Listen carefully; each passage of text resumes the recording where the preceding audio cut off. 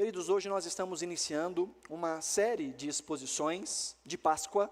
Nós estamos às vésperas da Páscoa, e ao longo das próximas semanas vamos aproveitar essa ocasião para meditarmos em palavras ditas por Jesus na cruz do Calvário.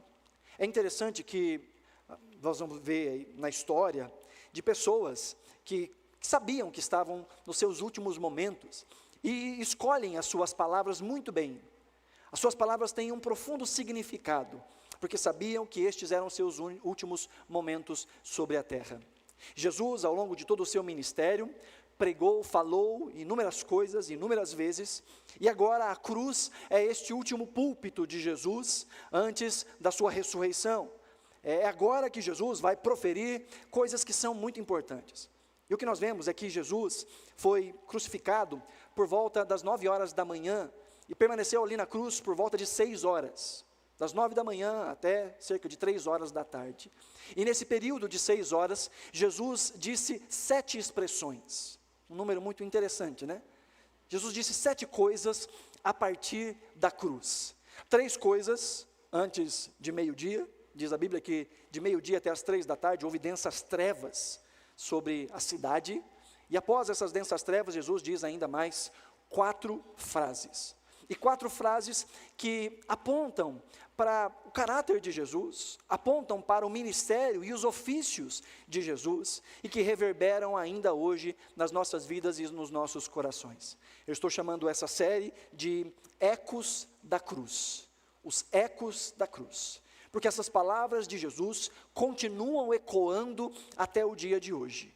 Essa mensagem continua sendo pregada até o dia de hoje, e essa mensagem ou essas mensagens falam conosco até o dia de hoje. Você sabe muito bem que a crucificação não era algo, ou não foi algo exclusivo para Jesus. Crucificação era algo muito comum no Império Romano. Embora os romanos não tivessem inventado a crucificação, eles aprimoraram a crucificação e colocaram nela ainda mais requintes de crueldade. A crucificação não era para todos os tipos de crime, ou não era para todos os tipos de criminosos ou de ladrões, como havia naquela época. Existiam muitas penas, inclusive muitas penas e formas de aplicar a pena de morte no tempo do Império Romano, mas a cruz era a mais humilhante de todas. A cruz era destinada àqueles que cometiam crimes hediondos, aqueles que eram assassinos, ou aqueles que eram contrários ao Estado, contrários ao Império, que eram aqueles que arregimentavam multidões para tentar surrupiar o poder do imperador. Então o Império Romano pegava estas pessoas, que para eles eram os piores de todos os criminosos, e os expunha de maneira vergonhosa a uma morte humilhante, severa e pública. Quando pensamos na crucificação, a crucificação não era um ato apenas de punição àquele que era entendido como sendo um criminoso. Não, a crucificação tinha um elemento didático para todo o povo. O que o Império Romano queria deixar bem claro é: não se mexe com o Império. Só o Império Romano tem poder. Só o imperador tem poder. E todo aquele que tentar de alguma forma tocar no império, esse irá morrer de maneira vergonhosa. Os principais dos sacerdotes conseguiram uma trama em que entregaram Jesus ao Império Romano, dizendo que ele estava se colocando como o rei dos judeus, que ele estava se colocando nessa posição de alguém que queria destronar o imperador. Então, nessa manobra política do Sinédrio, Jesus é preso, Jesus é açoitado e Jesus é crucificado. E é neste lugar, nesta circunstância, após ter sido abandonado pelos seus discípulos, após ter sido traído por um dos seus discípulos, após ter sido esbofeteado, após ter sido chicoteado, após ter carregado uma pesada cruz ao longo de muitos quilômetros, diante do povo que caçoava, que zombava dele, Jesus agora está neste lugar chamado Gólgota, onde ele é crucificado, onde as suas mãos são transpassadas, os seus pés são transpassados e ele é elevado. E é a partir deste púlpito, é a partir deste lugar que Jesus vai proclamar estas suas últimas palavras. E por que é importante nós pensarmos nas últimas palavras de Jesus? Bom, primeiro, por quem é que está dizendo essas palavras? É Jesus quem está dizendo. E as palavras de Jesus são a própria palavra de Deus. E toda palavra que sai da boca de Deus é para nós alimento. Foi isso que o André pregou na última semana. Que Satanás tenta Jesus e Jesus vai responder dizendo, olha, nem só de pão vive o homem, mas de toda a palavra que sai da boca de Deus. A palavra que sai da boca de Deus é alimento para nós. E é mais importante do que o próprio alimento físico, do que o próprio alimento cotidiano. Então, ouvirmos a voz de Jesus é sermos alimentados pela palavra de Jesus. Mas também não só consideramos essas palavras porque elas foram ditas por Jesus, mas foram ditas por Jesus dentro desta ocasião, na cruz, no símbolo máximo do perdão dos pecados e da obra de Jesus. Afinal, Jesus veio para isso. Ao longo de todo o seu ministério, Jesus pregou, Jesus curou, Jesus ressuscitou pessoas, mas nenhuma dessas coisas era o seu ministério principal. O ministério de Jesus, a vinda de Jesus, a encarnação de Jesus, o nascimento de Jesus foi para a sua morte. Jesus nasceu para morrer. Se Jesus tivesse só nascido, ensinado, curado, transformado, ainda assim estaríamos em nossos delitos e em nossos pecados. Mas o ministério de Jesus foi a cruz. O ato primoroso de Jesus foi a cruz. E também nós precisamos pensar nessas palavras de Jesus, porque todas essas 7 expressões de Jesus, encontram raízes no Antigo Testamento. Encontram raízes nas profecias do Antigo Testamento. Ora, Jesus fala textualmente textos do Antigo Testamento. Ora, Jesus está cumprindo textos do Antigo Testamento. Ou ora, aquilo que Jesus fala tem toda essa base do Antigo Testamento. É por isso que nós vamos meditar ao longo das próximas semanas nestas palavras de Jesus, e você com a sua Bíblia aberta, em Lucas capítulo 23, nós vamos ler a partir dos versículos 33, na verdade vamos meditar apenas nos versos 33 e 34, mas eu quero ler com vocês até o versículo 38, para nós termos um pouco mais desse contexto. A minha versão é a Nova Almeida atualizada, diz assim a palavra do Senhor. Quando chegaram ao lugar chamado Calvário, ali o crucificaram, bem como aos malfeitores, um à sua direita, outro à sua esquerda. Mas Jesus dizia, Pai, perdoa-lhes, porque não sabem o que fazem. Então, para repartir as roupas dele, lançaram sortes. O povo estava ali e observava tudo. Também as autoridades zombavam e diziam, salvou os outros? Que salve a si mesmo, se é de fato o Cristo de Deus, o escolhido.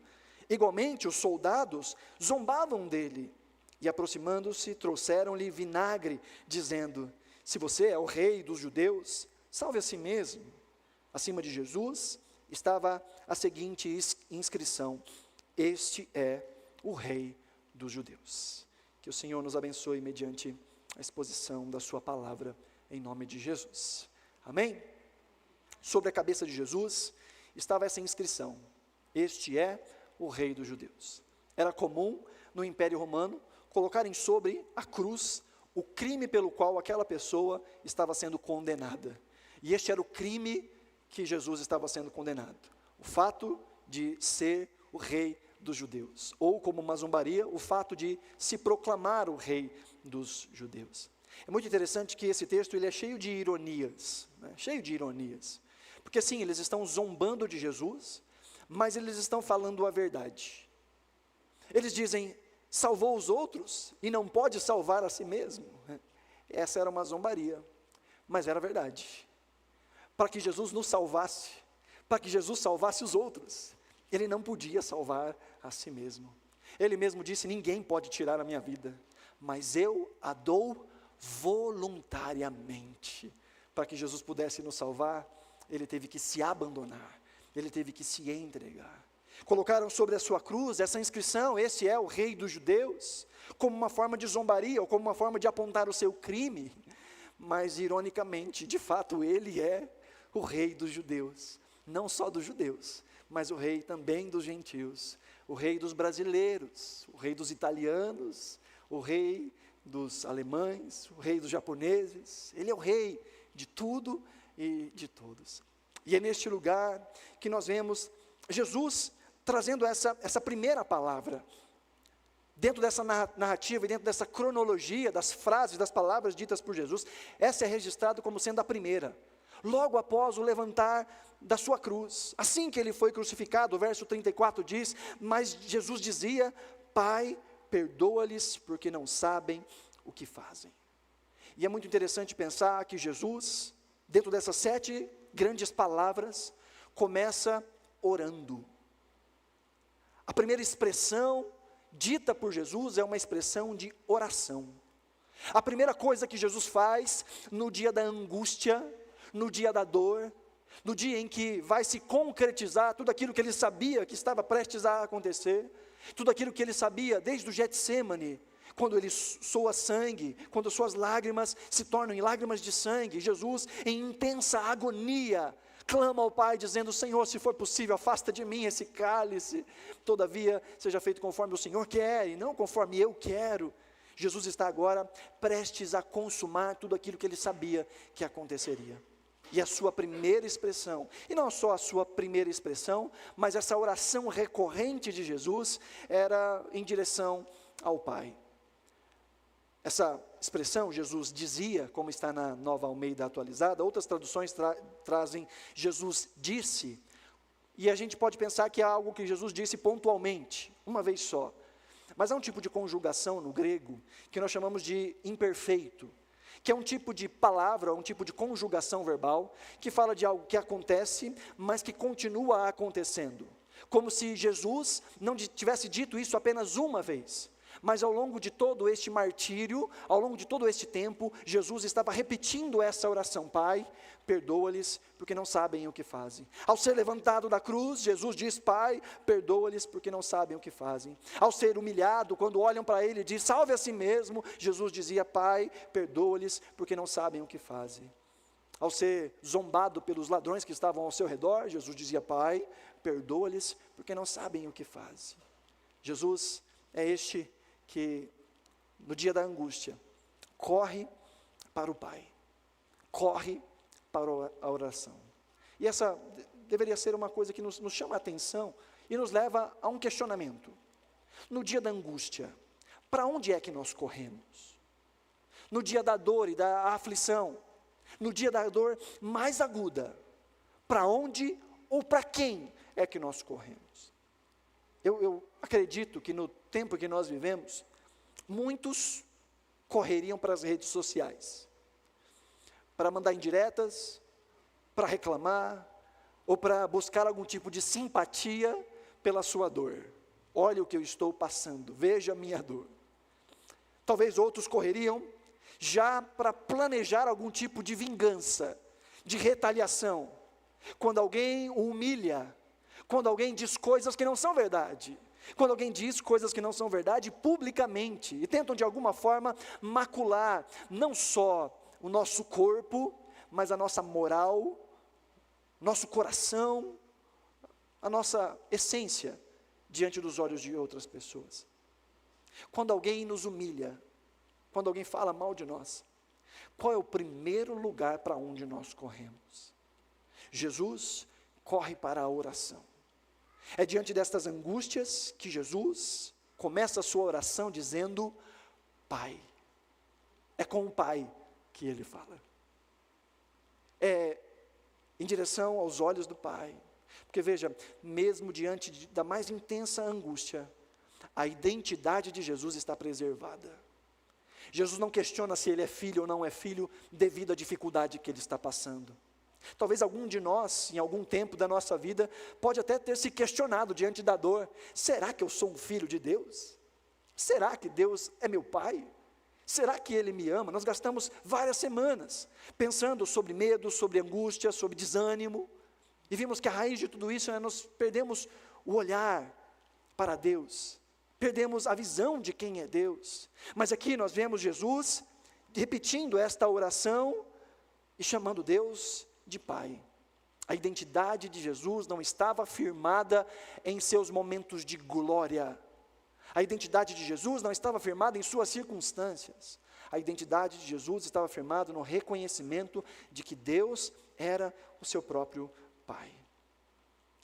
Jesus também nos ensina a orar, chamando Deus de nosso Pai. Veja, Jesus é o eternamente Filho de Deus. E Jesus tem todo o direito de chamar a Deus de Pai. Ninguém mais tem tamanho direito como Jesus. Mas a Bíblia nos ensina que todos aqueles que passam por Cristo, todos aqueles que estavam mortos em seus delitos e pecados, ao reconhecerem Jesus como seu Senhor e Salvador, têm o direito, têm o poder, têm a graça de poderem ser feitos filhos de Deus. Deus nos fez seus filhos por meio de Jesus. O Cristo que ao longo de todo o seu ministério, de uma vida de oração e que frequentemente chamava Deus de meu Pai, ao nos ensinar a orar, Ele diz que nós devemos começar a nossa oração dizendo, Pai Nosso.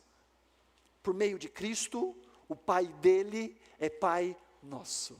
Por meio de Jesus, nós que não tínhamos filiação, nós que estávamos soltos nesse mundo, na verdade, se a gente fosse pensar bem, é isso que Jesus vai dizer lá no Evangelho de João, vai dizer que aqueles que não são filhos de Deus, são filhos do outro.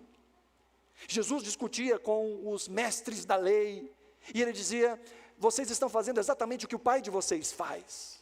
E eles diziam, nós somos filhos de Abraão. E Jesus disse, não, se vocês fossem filhos de Abraão, vocês teriam crido em mim, porque Abraão creu. Mas vocês estão fazendo aquilo que o pai de vocês os ensina a fazer.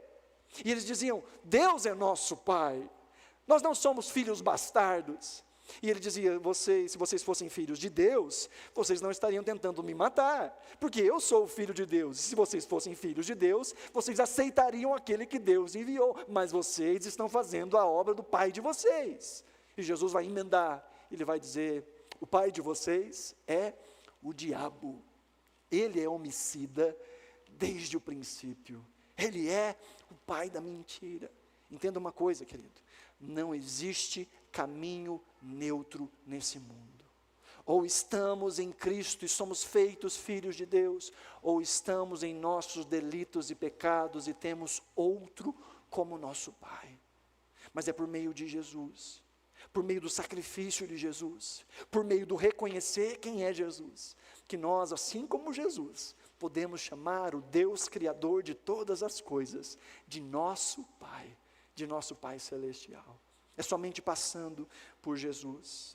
Nós somos filhos adotivos por meio de Jesus. É isso que diz Romanos, capítulo 8, versículo 15, diz assim, porque vocês não receberam um espírito de escravidão para viverem outra vez atemorizados, mas receberam o espírito de adoção, por meio do qual clamamos, Abba, Pai. Queridos, isso é glorioso. O Espírito Santo que habita em nós, é este espírito da adoção. Nós não éramos filhos, nós fomos feitos filhos, fomos adotados por Deus.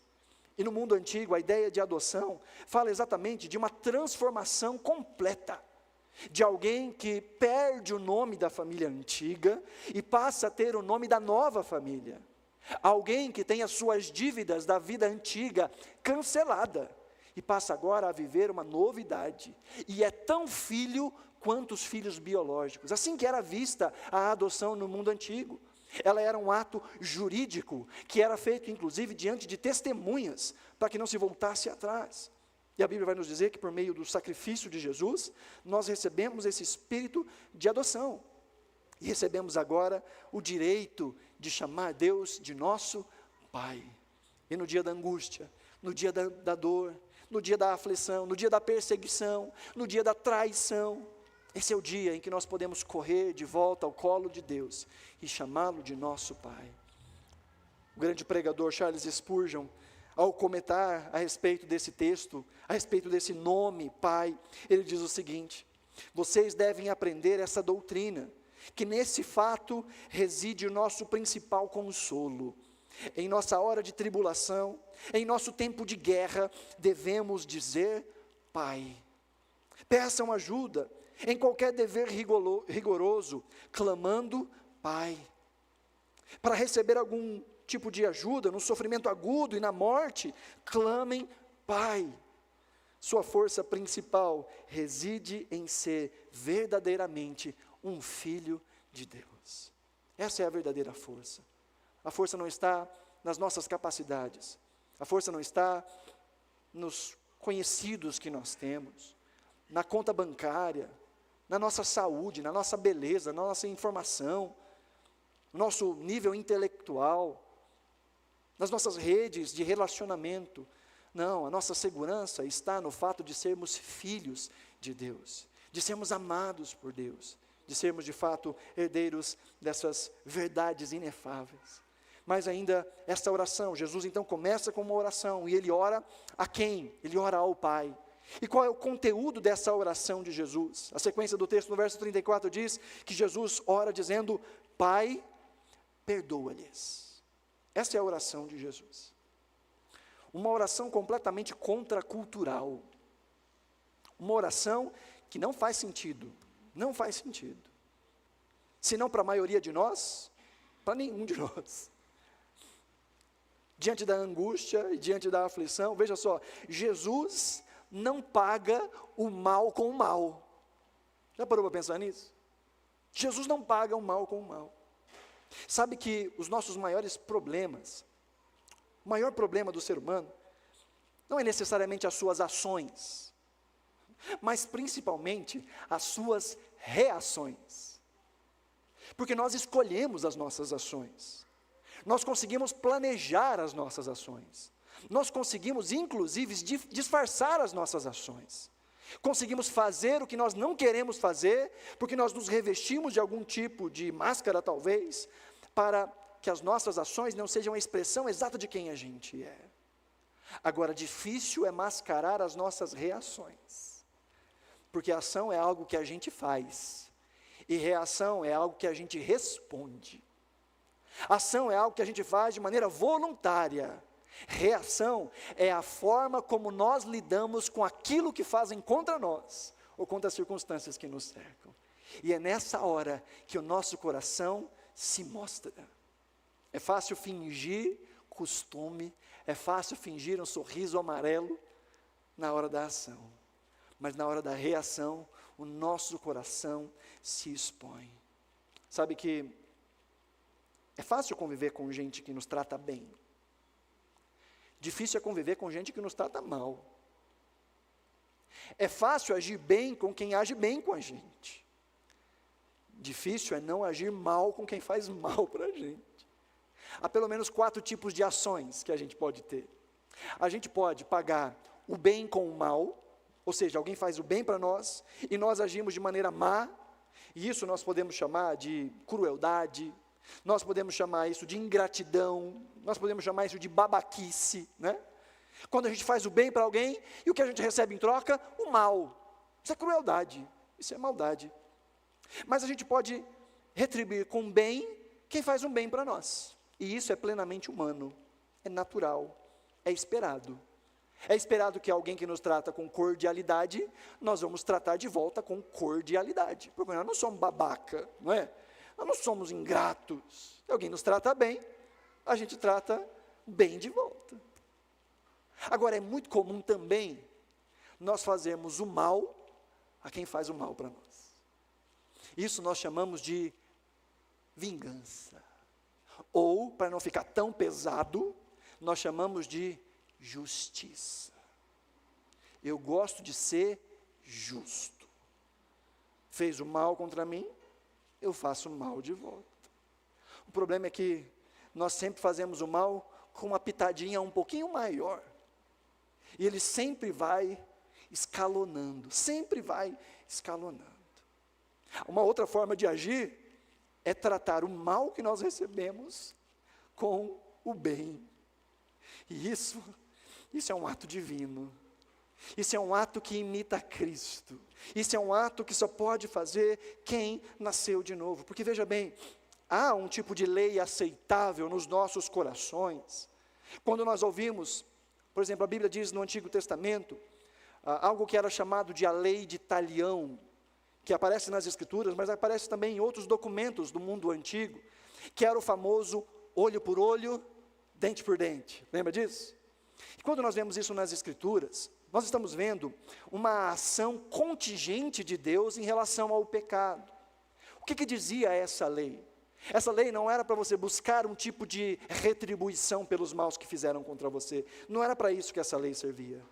Essa lei servia para limitar as coisas dentro daquilo que era aceitável. Por isso é um olho por um olho.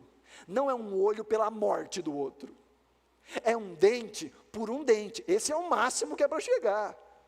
Porque sempre que nós queremos buscar justiça, nós vamos agir de maneira igual, mas na maioria das vezes maior do que aquilo que nos ofendeu. É por isso que as brigas vão escalonando, vai ficando quente, vai ficando tenso, até que o negócio entorna e pega fogo. Porque a cada pedrinha, a cada passinho, a coisa só vai ficando pior. Essa era uma forma de enxergar as coisas. E essa era inclusive uma forma que as pessoas do antigo Israel pensavam: não, eu tenho o direito de retribuir. Isso é justiça, não é vingança, isso é justiça. E essa é uma lei até aceitável, né? Tá bom, vou ficar dentro dos limites do que pode ser feito. Me bateu de um lado, eu bato de um lado também. Não vou bater dos dois lados, eu bato de um lado só, não é? Me chutou numa canela, eu chuto a canela, não é assim? Falou mal de mim, eu falo mal de volta. Me xingou, eu xingo de volta. Não é assim? Eu sei que ninguém aqui faz isso. Sei que vocês são santos, né? Vocês são tudo crente. Ninguém faz isso. Essa era uma lei aceitável. O problema é que a lei de Jesus, ou o ensino de Jesus, é muito, mas muito mais desafiador do que uma paga justa por aquilo que fazem contra nós.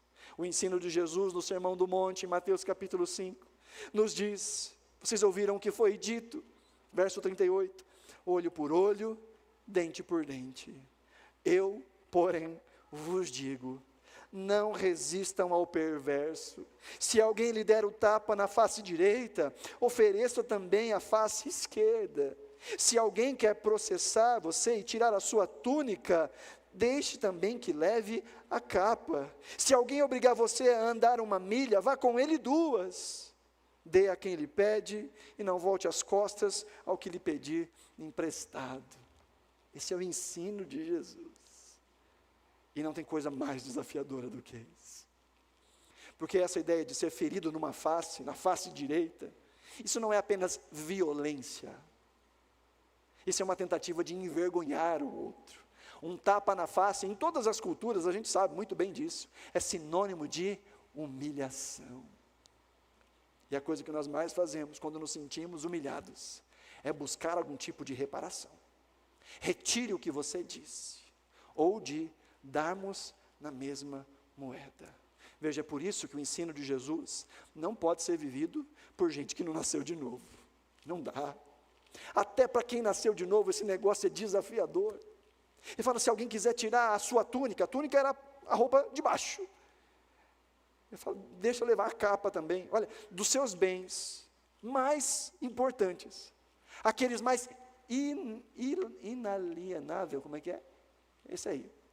Dos bens que não se pode alienar, daqueles mais próximos. A roupa é aquilo que nós carregamos para onde a gente vai. A gente não carrega a nossa casa para onde a gente vai, não carrega as nossas coisas para onde a gente vai. A roupa é o último resquício daquilo que nós temos. E Jesus está dizendo: se alguém quiser tirar uma parte, dá o resto. Esse ensino de Jesus é muito contracultural. Agora é interessante nós pensarmos que Jesus não só ensina, Jesus não só fala, mas Jesus encarna o seu ensino. Jesus vive o seu ensino. E na cruz Jesus tinha todo o poder. Foi isso que ele disse para Pedro, quando os soldados chegam até Jesus para prendê-lo. Pedro arranca a espada. Pedro não era muito bom desse negócio de espada, talvez mirou no pescoço, mas estava escuro. Ele decepa a orelha de um soldado. Jesus fala: calma, Pedro, que loucura é essa? Pega a orelha, cola a orelha do soldado de volta e fala: Pedro, você acha que se eu quisesse, o Pai não enviaria legiões de anjos para me salvar? Pedro, o que você está fazendo? E na cruz Jesus tinha todo o poder de simplesmente clamar fogo do céu e consumir todas aquelas pessoas. Mas Jesus levanta a sua voz para o céu e diz: Pai, perdoa-lhes. Pedro, este que decepou a orelha de um soldado, entendeu isso um pouco mais à frente. Ao ponto de que na sua primeira carta, no capítulo 2, no verso 23, ele diz que Jesus nos deixou o exemplo. No verso 23 ele diz: pois ele, Jesus, quando insultado, não revidava com insulto. Quando maltratado, não fazia ameaças, mas se entregava àquele que julga retamente. Jesus entregou a justiça nas mãos de Deus. Sabe que essa é a coisa mais sensata que a gente pode fazer. Por mais que essa seja a última coisa que a gente quer fazer. Diante de zombaria, diante de traição, diante de qualquer coisa que fira o nosso ego, o que a gente quer é retribuir, é pagar na mesma moeda, é dizer: eu não levo desaforo para casa, eu não vou deixar barato. Isso é o que o nosso coração grita, isso é o que o nosso coração clama. A coisa mais difícil é dizer: o Senhor é bom, o Senhor é justo, e Ele sabe julgar isso muito melhor do que eu. E entregar nas mãos do Senhor a justiça. Jesus nos ensina a orar por aqueles que nos perseguem. Mas a oração que Jesus ensina não é: Senhor, mata esse miserável. A oração é: abençoe aqueles que vos perseguem. E é exatamente isso que Jesus está fazendo. Jesus está orando por perdão. E veja, Ele está orando para que o Pai os perdoe. E isso aqui já precisa encontrar lugar no nosso coração, queridos. Porque é que nós deixamos a justiça nas mãos de Deus. Porque nós reconhecemos que quando alguém faz algo injusto contra nós, é contra Deus que está fazendo esse algo injusto. Veja, Jesus está dizendo que aquilo que fizeram contra ele, Jesus está dizendo: Pai, perdoa-lhes. Porque aquilo que fizeram contra Jesus, contra o Pai fizeram. Assim continua acontecendo conosco. Toda a maldade, toda a injustiça que é cometida contra nós, é cometida contra o próprio Deus. E é Ele quem julga as nossas causas. O problema é quando a gente quer pegar este lugar de juiz e definir qual deve ser a pena, e definir como é que as coisas têm que ser. E nós somos injustos. Nós não sabemos julgar com justiça. Entenda uma coisa, queridos: todos os pecados, toda a injustiça, um dia será cobrada por Deus. Amém? Agora segura aí. Inclusive a nossa. Toda injustiça, um dia será cobrada por Deus. Agora você fala um amém mais fraco, né? Inclusive a nós. Mas sabe que a nossa justiça será cobrada de duas formas. Aqueles que não se renderam a Cristo terão que dar conta dos seus delitos, dos seus pecados e da sua injustiça. Mas aqueles que passaram pela cruz, Deus já lidou com a nossa injustiça. Deus, em Cristo Jesus, já lidou com a nossa injustiça. Amém? Isso é confortante, não é? Mas também é desafiador. Porque aí eu não posso agir contra o outro. Porque se Deus age com justiça, e aquela pessoa foi alvo da graça e da misericórdia de Deus, e em Cristo Jesus toda a sua injustiça já foi paga, quem sou eu para querer que Deus faça algo além daquilo que Ele já fez em Cristo Jesus? Como é que eu posso ter a prerrogativa de dizer: não, isso não é justo o suficiente? A morte de Jesus por este erro, por este pecado, por essa injustiça, não é o suficiente. Essa pessoa precisa sentir o peso da minha ira, o peso da minha indiferença. Essa pessoa precisa sentir o meu desprezo, porque só o sacrifício de Cristo por ela não é o suficiente. Por outro lado, se essa pessoa não encontrou a Cristo, não foi alvo da misericórdia do Senhor, não nasceu de novo, ela experimentará por toda a eternidade o peso do seu pecado. E não é justo que a gente diga: isso não é o suficiente. a distância eterna de Deus não é o suficiente. Essa pessoa precisa também da minha vingança. É por isso que, se a gente entende a extensão da justiça de Deus, nós colocamos as coisas nas mãos do Senhor. Quando insultados, não insultamos de volta. Quando machucados, não machucamos de volta. Antes, colocamos nas mãos do Senhor. Sabe que isso, com certeza, é um desafio. Com certeza isso é um desafio. Isso não faz parte da nossa natureza. Não da nossa natureza caída. Na verdade, não faz parte da nossa natureza, porque perdão não seria necessário não fosse o pecado. Perdão não seria necessário não fosse o pecado. Só existe necessidade de perdão porque existe pecado. Pecado contra Deus, pecado uns contra os outros. Por isso não é natural para nós. É por isso quando Jesus diz em Mateus capítulo 5, amem os seus inimigos, orem por aqueles que os perseguem, isso é completamente antinatural. E de novo, Jesus não só ensina, Jesus encarna o seu ensinamento. Jesus é este que vive o que ensina. E na cruz, Jesus pagou o mal com misericórdia. Aí você pode dizer, Jean, mas você não entende. Eu fui traído. Não foi o Senhor? Jesus não foi traído pelos seus? Pela sua própria família? Jean, mas estão me humilhando. Estão falando inverdades. Estão zombando de mim. Não foi Cristo também humilhado, zombado? Não foi Cristo também vítima de violência? Sabe que Jesus fez aquilo que nós deveríamos fazer. Obviamente que isso não é simples, que isso não é fácil. Talvez você já tenha ouvido falar de uma mulher chamada Corrie ten Boom. Eu já falei sobre ela em um outro momento. Escreveu o livro Refúgio Secreto. E ela conta em uma das suas palestras de uma ocasião em que ela encontrou alguém deste mundo antigo no qual ela viveu. A família de Corrie foi toda levada para os campos de concentração na Holanda, do tempo do Holocausto dos judeus. Eles não eram judeus, mas porque abrigaram vários judeus, foram levados para esses lugares. O pai da Corrie morreu muito cedo. A irmã da Corrie tinha um problema profundo de anemia e morreu nos campos de concentração. E a Corrie, pela graça de Deus, conseguiu sair daquele lugar, após ter pregado a muitas pessoas ali, e passou o resto da sua vida pregando a respeito do amor de Jesus e contando o seu testemunho.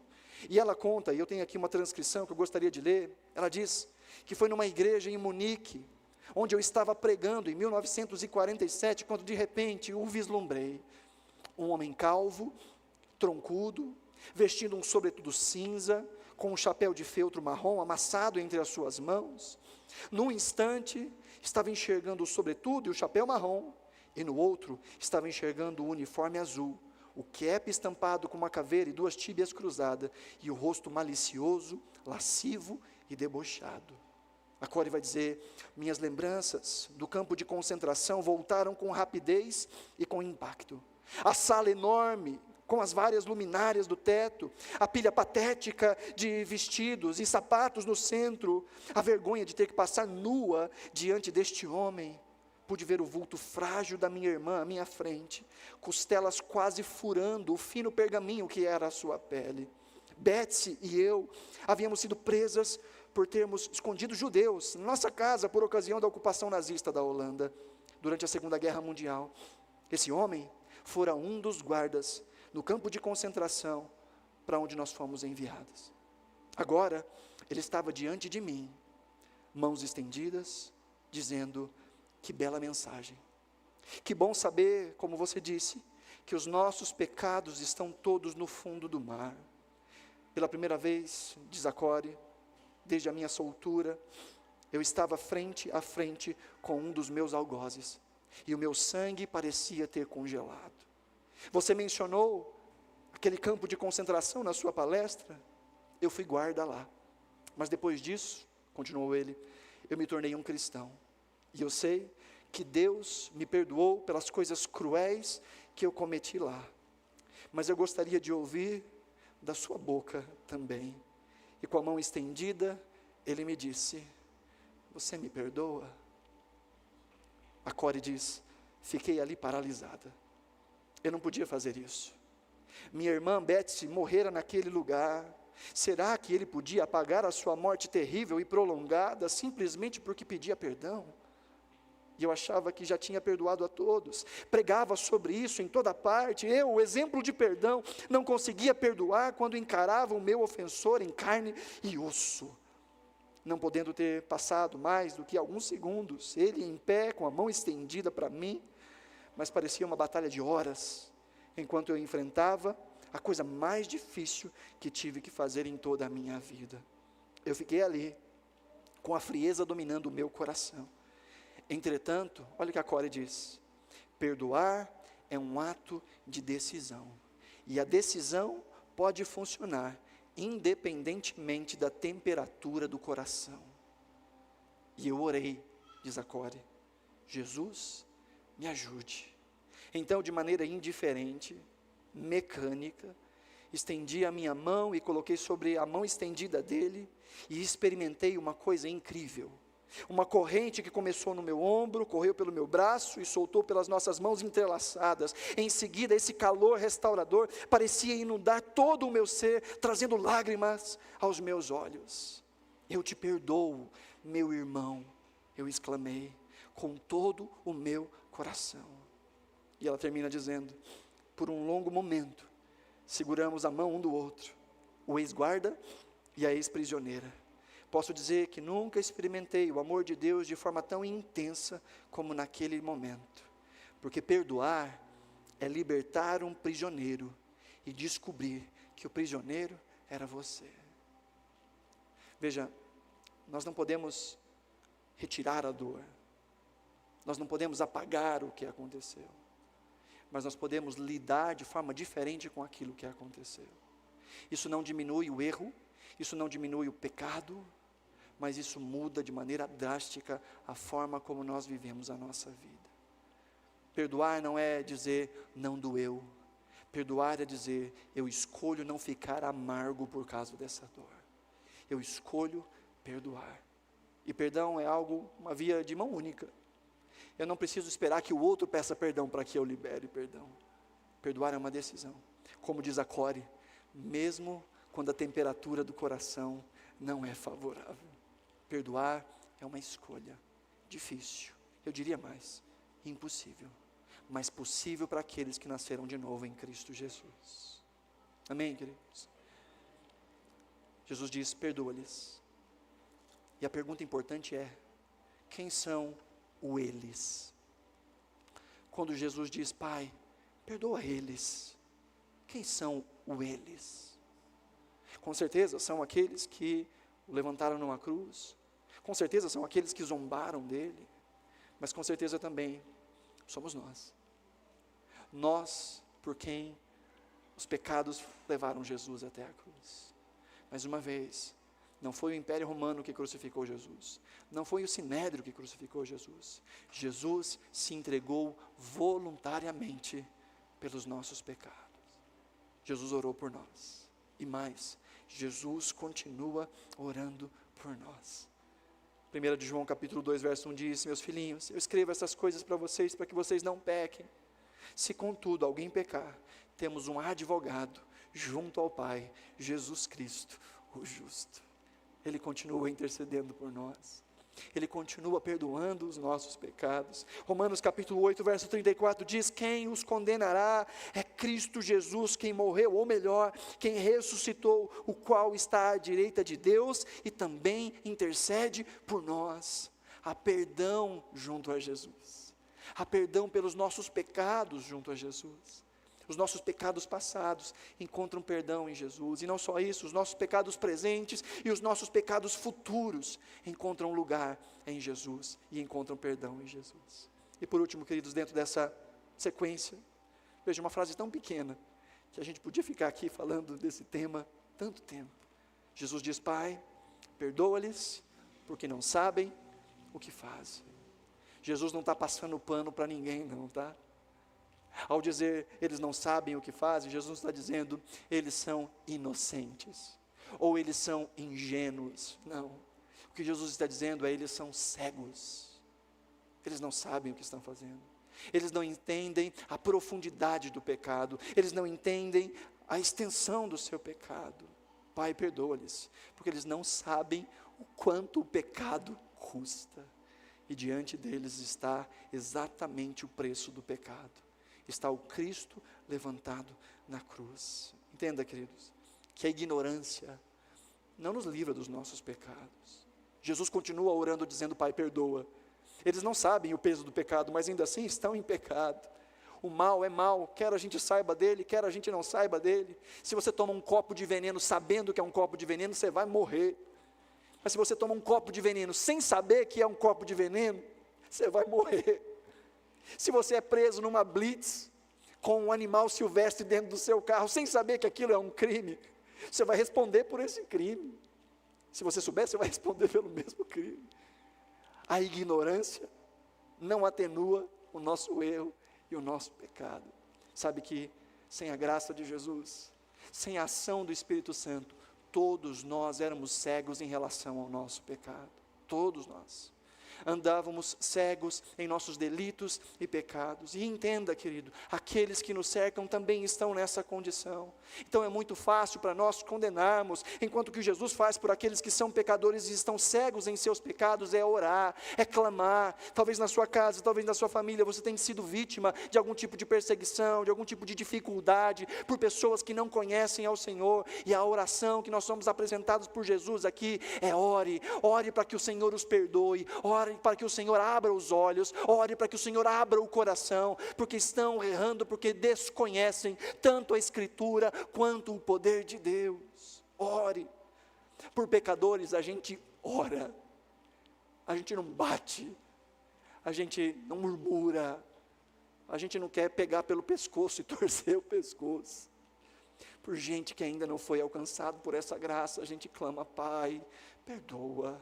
Um dia eu fui cego, um dia eu não entendia, um dia eu também andava dando as costas para o teu nome, dando as costas para a tua graça, um dia eu estava caminhando a passos largos em direção ao inferno, mas o teu Espírito Santo rompeu no meu coração, me deu olhos para ver, me deu ouvidos para ouvir, me deu condições de reconhecer o meu pecado, e eu pude me arrepender do meu pecado, e eu sei que em ti eu fui perdoado.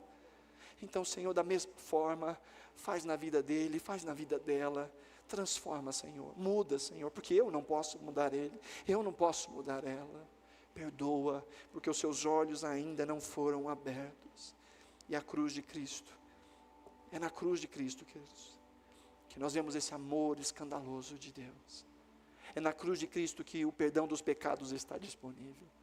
É na cruz de Cristo que a justa ira de Deus pelos nossos muitos pecados, aqueles que a gente tem consciência e aqueles que a gente tem inconsciência sobre eles, é na cruz de Jesus que nós encontramos perdão. Na cruz, o amor de Deus e a justiça de Deus são plenamente satisfeitos.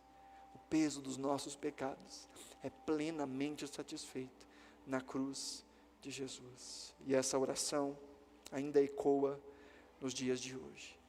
A oração de Jesus foi ouvida pelo Pai.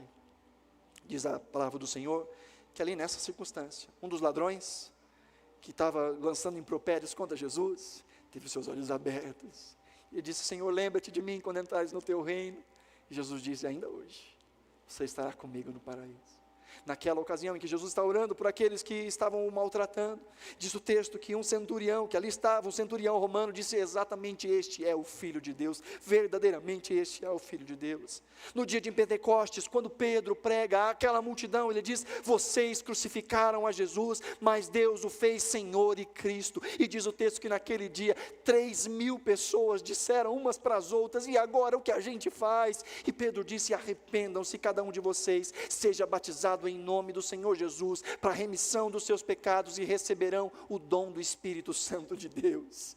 E naquele dia 3.000 pessoas, daqueles que gritaram crucificam, naquele dia os seus olhos foram abertos, e eles foram alcançados pela graça do Senhor. Atos capítulo 6 diz que muitos dos sacerdotes passaram a crer em Jesus. A intercessão de Jesus funciona. A oração de Jesus funciona. Eis-nos aqui, como prova dessa intercessão, do Cristo que orou por nós, pecadores, que não sabíamos o que nós estávamos fazendo, mas a oração de Jesus atravessou os séculos, atravessou os milênios e nos alcançou, nos encontrou, e em Cristo Jesus nós fomos perdoados. E Deus nos deu a dádiva de podermos ser perdoadores. A título de aplicação, primeiro, no dia da angústia e da dor, corra para o Pai em oração. Corra para o Pai em oração. Segundo, receba o perdão de Cristo. Não fique carregando o seu passado. Não fique carregando a sua dor. Lembre que em Cristo Jesus há perdão para você.